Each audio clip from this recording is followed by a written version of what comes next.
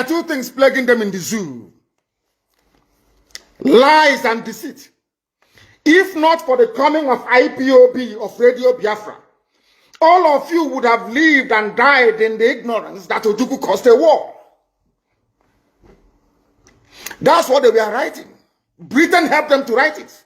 Ojukwu was a rebel, a secessionist, because we had no media. That is why they're paying Facebook billions upon billions of US dollars to stop this truth from coming out. Did Ojukwu cause any war? Gowon is alive, go and ask him. Did Ojukwu cause any war? Ojukwu went and negotiated restructuring with you in Aburi. You came back, Britain told you not to agree because Britain realized that all the component units of Britain knows that if you go back to regionalism, you will have economic growth. The country will do very well. But Britain doesn't want it. That was why they even instigated the Nzogwu coup, so-called Nzogwu coup, saying they will bring Awolowo to become the head of state. They knew what was going to happen. They wanted to truncate the economic miracle of Dr. Michael Opara. What I'm telling you are fast. Go and investigate for yourself. In the East, you had the fastest growing economy in the whole world, over 40% every year. In the West, Awolowo was performing his own miracle as well. Even in the North, Ahmadu Bello and Tafawa Balewa were doing very well. You had all those massive industries in the North. You even had Alamajiris that were employed in the North, meaningfully employed, gainfully employed. They were all doing very well. Britain said, no, for us to control these people, we need to impoverish them. Let us introduce this war. There was a coup by Nzogwu.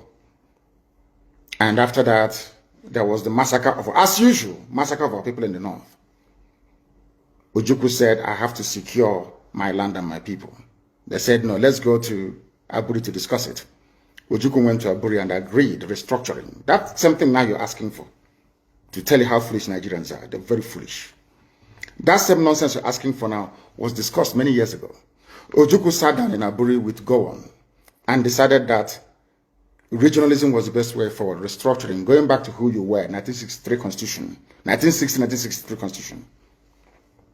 Be on your own and pay tax to the central government, as they have in America, as they have even in Britain.